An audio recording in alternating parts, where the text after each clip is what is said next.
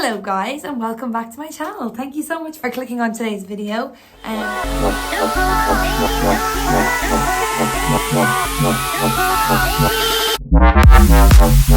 I know we just had a bank holiday weekend, so if you did, I hope you had a lovely bank holiday weekend. Today's video is a Q&A. I haven't done a Q&A before on this channel, I don't think.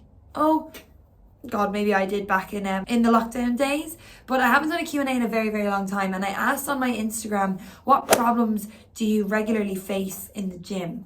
And that way I can try solve them. I have worked in a commercial gym for about 4 years now. I see a lot of these problems arising all the time. It's the perfect time to share these answers. I'm going to dive straight in because I don't want this video to go on. And I ramble a little bit as well about my own life, and that's not what we're here for today. We are here to answer some important questions to do with issues that you face in the gym. And actually, the questions that I received are very common questions. Like, they're something that I know other people would want to know the answer to as well. So that's why I've chosen these questions to go through. There's so many bugs in here. Little spider. Okay, so the first question, chatting with other members instead of working out. So this is a really, really common one. And you know what? If you're happy to chat to other members when you come to the gym because it's a social thing, that's totally fine. There's nothing wrong with it, as long as you can get something in. As long as you don't go, start talking and then you're gone. But for some people, the gym is a social place. Like, for some people, that is where they socialize. Some people don't go out drinking. They don't go out very often at all. And so the gym is like their place where they can socialize. I used to work in a gym further away from my local gym, and I used to laugh and pretend that I was like a waitress when I was in that gym, because it was a younger gym. There's a lot of younger kids, like 16, 17 there. And they used to go to the vending machines and they get their cans of Monster or their 3D or whatever it was. And they'd literally stand against the cable machines chatting to everybody. The boys chatting to the girls chatting to the boys. And they'd be just sipping on their Monster, and then they'd leave it on the floor, and I'd be picking them up being like, are you done with that? And like putting it in the bin. I felt like a waitress rather than a gym manager. But actually, it's funny. Like, that's not annoying. I actually find that funny. And now in the gym that I'm currently in right now, there's younger crowds coming into that gym now, and they're kind of doing the same thing, and I actually love it. Like, I think it's so funny. It's not even just the younger people, it's everybody that goes to the gym gets stuck talking to someone at some point. Now, if it's something that you want to do for a social aspect, then do it. Just make sure the person that you're talking to is comfortable. Like, read the body language. Make sure they're not kind of like turning and trying to back away and trying to get their own session done. Now, if it's the case that you don't want to talk, if someone has approached you and is talking to you and asking you about your day and your weekend, and you know that this is going to go on and on and on, and you need to get your workout done, there's a few different things you can do. So one, you can ask if they'll come along with you. So like, sometimes what I do is, here, can you walk and talk? I just need to get this done. Come on with me.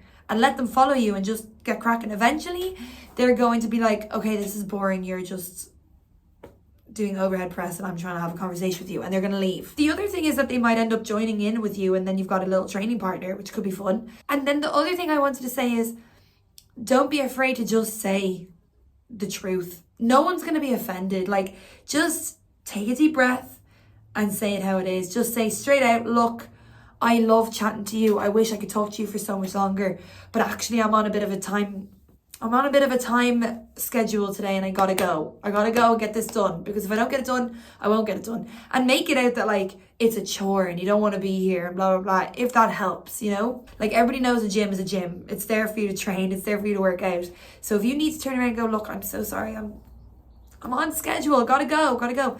I'll talk to you the next time. Like, whatever it is, don't be afraid to say it. Just say it and walk on. So there's your two options of whether it is the case that you actually want to talk to people. That's fine.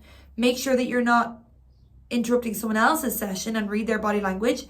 Or the other thing is, just be honest and let them know you gotta go. Let them know you gotta go. Okay, question number 2. Waking up for the gym. I actually got 2 questions that were the same. So waking up for the gym and getting to the gym in the first place. They're the same thing. I know what you mean by these things. So it's difficult to actually get up and get out and go to the gym. There's a couple of things that you could do here. The first thing that helped me a lot when I first started going to the gym and didn't necessarily love it, the first thing I did was I would make sure my gym outfit and my bottle and my sweat towel, everything, and shoes and socks and everything was laid out and ready to go at the end of my bed. Either at the end of my bed, on the floor at the end of my bed, or on a locker at the end of my bed. It was there and ready to go because when I first started training, I had a PT and I used to meet him at like 6 o'clock in the morning. I knew that if I got up and didn't have that all ready, I could easily curl up and get back into bed, or I would have a big mental battle with myself for about 20 minutes before I actually got changed. It is a struggle actually getting up and going. So there's a few things you can do. There's that, getting yourself ready and packing the night before and having it all ready to go. Honestly makes it so much easier because if you're half asleep, all you have to do is close your eyes, put your leggings on, put your top on, get ready, go. The other thing you can do is try to figure out why it's hard to go to the gym in the first place. What is making it so difficult for you? Go back and see your why. Like, why am I going to the gym? What's the reason behind all this? Why did I start going to the gym in the first place?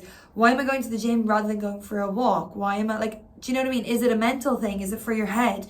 Is it because you need to lose weight? Is it because you need to gain muscle? Is it because you need to gain weight? Like, there's so many reasons why we start the gym, but then halfway through we forget those reasons and we don't know why. So there are two best options is get ready beforehand, the night before, set up everything. If it's the case that you have to go straight after work and you know that if you come home from work, you won't go back out, then bring your stuff with you. And if you're worried that you're going to be hungry, bring a banana with you. Like, sometimes I go to work, now I know I work in a gym, so it's a bit easier for me. But if I'm too hungry to train, I won't train, I'll go home. But then if I go home, I might find it hard to go back to the gym. So bring food with you, bring a banana, a snack with you, something, anything that'll give you a little burst of energy. So if you go home, you will, I'm going to say 95% guarantee you're going to get comfortable and you're not going to go back out. So make sure you bring your stuff with you. Oh, there is the 3-2-1 method, which I use with getting out of bed in general, because sometimes I'm lying in bed and I'm like, I could do with another hour. Or I know I'm going to run late, but my body physically isn't moving. The 3-2-1 method sometimes works, not every time. Count down in your head 3, 2, 1 and say that you're going to move on 1, and then that helps you actually get up. It's not going to work for everybody, but it did work for me for a while. It's recently not been working for me, but it did work for me for a while, so I recommend giving that a go. I think I gave you about 4 options there on how to get up and get out to the gym. Yeah, remember your why though. That's a big, really important one, is remember your why. Why are you going to the gym? One question here is a problem being faced in the gym is squatting. I understand. Squatting is not easy. There is a lot, well, do you know what? There's so many videos online of how to squat correctly and different variations of squats and squats, and heels elevated, heels not elevated, blah, blah, blah. There's so much information that your brain is downloading on Instagram and TikTok and YouTube, figuring out what's the correct way to do these things. It's not that complicated. There's like 3 cues that you need to remember when you're squatting. It's best that I show you rather than talk you through it. I could do it right now. Let me try. Hang on. Let me see. Okay, so here's a few of my big pointers that I give to people. Excuse the surroundings. We're doing some gardening and growing some vegetables at the moment, you know, save the planet and all that. These are some cues that I give my clients whenever I'm telling them to squat. First of all, we need to remember that our hips are all made differently. So for some people, squatting with their feet straight forward like this is so easy because their hips are like that, okay? For me, you can actually see how uncomfortable this is for me, okay? Coming down. It's really awkward for me. I feel like I need to lean right over. It's just not working for me. I'll show you again sideways. So awkward for me personally. See how far forward I'm falling? My back is feeling really tense. So for me, what I need to do is I actually have to turn my toes out. So once my hips are turned out, I can squat much more comfortably.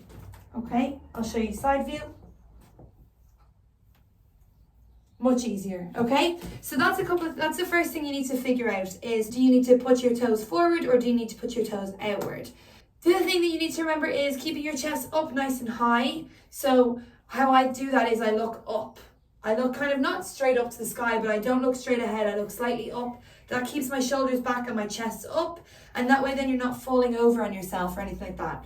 Do also, another tip is warm up everything. So that includes your ankles, doing your ankle twists on both sides, Sometimes I like to take a wide stance and come all the way down, keeping my feet flat so they're not lifting up onto my toes.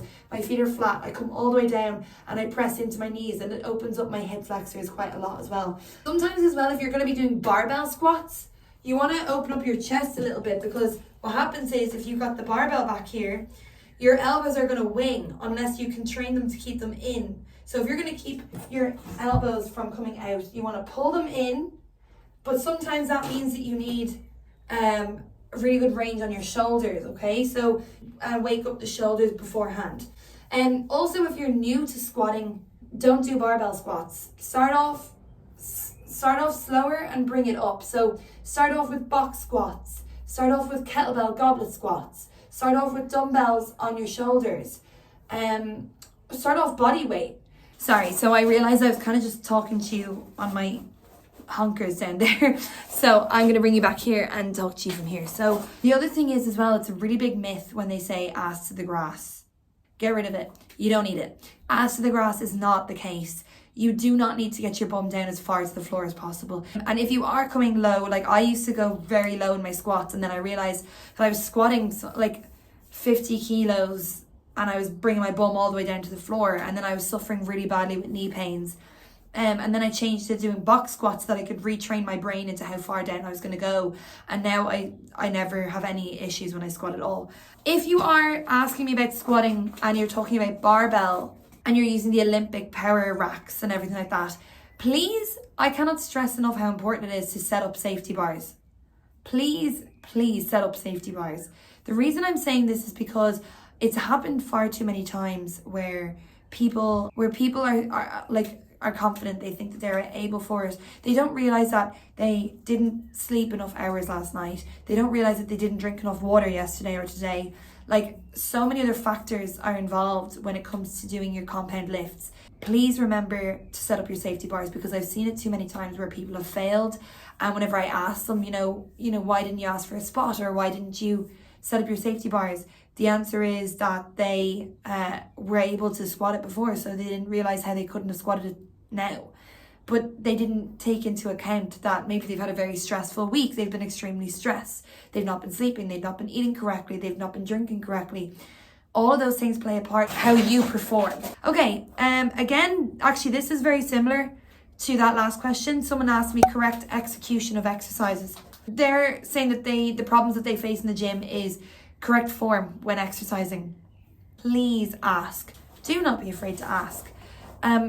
That's literally what the staff are there for. Honestly, I can't tell you. I've managed a gym. I've been a part-timer in a gym, and I'm now currently a PT in a gym. And I have to work in lieu of rent, so I'm walking around the place cleaning as well, okay? The only time that we actually enjoy is when we're teaching classes or when we're with a member helping them. So please don't be afraid to ask. We want you to ask. And I can speak on behalf of most personal trainers or fitness instructors that work in a commercial gym. Please ask. That's what we're here for. It's why we went to college. There's no point. That's like worrying that a doctor doesn't want to answer help you with your problems, when that's literally why they studied. Actually, just on a side note for that, don't always trust everything you see online. Always back up everything. Like, even with me, even if you watch things that I do or I say, back it up, because not everybody you see online is 100% accurate with what they're saying. Make sure that, 4 other people have said the same thing, or there's they've given evidence as to why this way works and all this kind of stuff. Just be careful, because there's a lot of people that, when I first started training, I followed a lot of people on Instagram that I thought were brilliant, and some of them actually turned out to not even have any qualification or have had any experience. They just looked good, so I listened to what they said. So yeah, just be really careful with who you're following and who you're listening to. Okay, next question. Trying new things. Okay, you want to try I'm going to assume you want to try new things because you're bored of what you're doing. 2 things I need to say about that. So it depends on your style of training.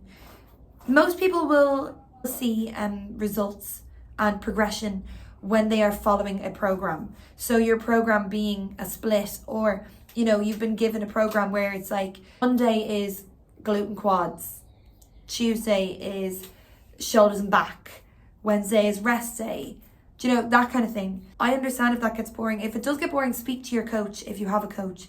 Speak to your coach, ask them why you're bored, ask them if they can help you not be bored of your training. The only thing is, the best way to see progress is to stick to a program. A program? Program. That is how you see progress in your training. I know it can be a bit boring, and I know that it can be a bit frustrating when you're doing the same thing in and out. But do speak to your coach if you're really struggling with boredom in your workouts, because we will understand that even though this is something that we would like you to do because we know that it'll make changes for you, we also don't want you going home and being like, nah, I'm out, I don't want to go to the gym anymore, I'm bored. Do you know what I'm saying? So do please ask your coach. With trying new things, get adventurous. It's fun. If you're new to the gym and you don't have a coach and you're just experimenting and you're playing around and you're trying to enjoy being fit, or if you're doing it for your mind rather than for physical goals, then play around. There's a few people on Instagram that I would actually say is good, and they do very wild, fun movements, and I'm not against it at all. There are a lot of coaches that you'll come across on here that will say like that those accessory movements are stupid and that they're a waste of time and that, but I think it depends on what it is that you're trying to get to. So for me, sometimes there was days where I was going to the gym and I was just going for my head and I was just going to move my body. It wasn't with an exact physical goal and mindset. And so I would do mad exercises that most coaches would be like, what are you doing that for? Because it's fun, because it helps me move my body, because it helps me get out of the house, because it helps my head get clear, because it's something new to concentrate on. Do you know, like if you get used to an exercise, you're not thinking while you're doing it because you're used to it. You can do it with your eyes closed, you know? Spice it up, make it fun. Okay, next question. Thinking that people are watching me. Okay, very understood. This has been a problem for years and years and years and years and years. It's going to continue to be a problem for people for a long time. It really does come with, I'm going to say gym confidence, but also how you're feeling that day. There's days where, like, as you know, I've been going to the gym for years and years. And there's days where I go in and I'm like, oh my God, what if someone sees me do that? Or, do you know, oh God, someone's watching me do that. One, everyone is there to do their own training or to socialize. And in that case, they're probably already talking to someone, so they're not watching you. They're watching the person that they're talking to. The other thing is, if they are watching you, they're probably not watching you, they're probably glancing over at you. Reasons being, one, that's a really cool exercise, I never thought about that, I'm going to do that. There's a reason why they might have looked at you. Two, I really like their outfit. Should I go ask them where they got it? Those are the main reasons why someone stares. If you ever come across someone actually staring at you, and I mean like full blown not moving, looking at you and not moving their eyes from you, and they're being very awkward, report it to whoever's in the gym working. Always report it to someone. If someone's making you feel uncomfortable in a gym, you should never feel uncomfortable in a gym. It's a place where people are working out. It's a place where some people might be a bit vulnerable. You know, it's a nervous place sometimes. And so if you're paying for a membership, you should be getting use out of that membership. So if someone's making you feel uncomfortable, go and let the people in the gym know that that person's making you feel uncomfortable. They will either help you, they will stay with you, they might ask the person to move on, you know, do it, just do it. And then the other thing that you can think about is, so what if they're watching me? Leave them to it. I'm doing my thing. My headphones are in, my head is down, I'm training. I don't really care what anybody else is doing right now. That's how it should be.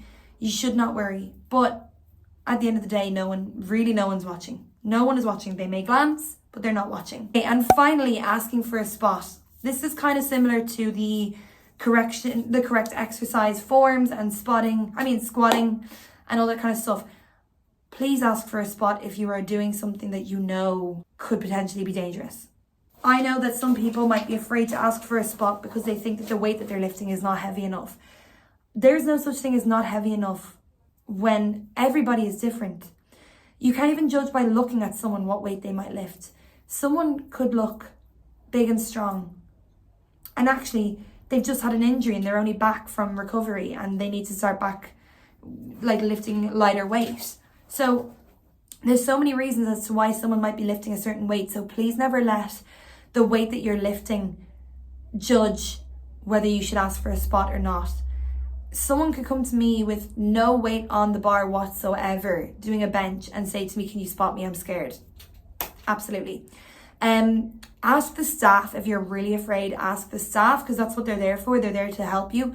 If there's no staff around, which there should be, but if there isn't, ask someone. Don't be afraid to ask another member who maybe you notice is lifting quite heavily or looks like they know what they're doing, or definitely ask someone who you think looks confident in what they're doing. But if you don't want to, I always ask for the staff's help first before you ask any gym members, because they might not want to be interrupted and then you could have an awkward conversation. So just ask. It's really not that, I know it's more about your confidence than anything. Nothing in the gym should make you feel that you shouldn't ask for a spot, if that makes sense. Don't ever let your ego or your pride get in the way of asking for a spot. Same for whenever you're using the power racks.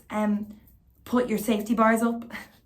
Don't let your ego or your pride get in the way of safety bars or asking someone for a spot.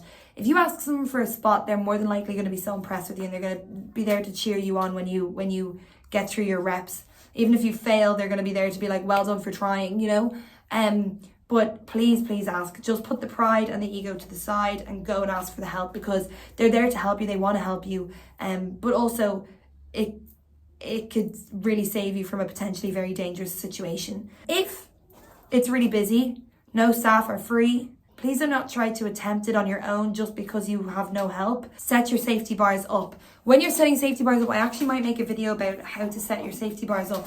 But when you're setting your safety bars up for a squat, a bench, they're the two main things that you'll be setting your safety bars up for. Make sure that they're set so that you can get away from the exercise. So if it's a squat, make sure it's set just at the point where you would come down to, so that if you can't get back up, all you have to do is come back down to where you were squatting, let go of the bar, and then rest. If you are benching, do not set the bars up lower than your bloody chest, because there's no point. You can't.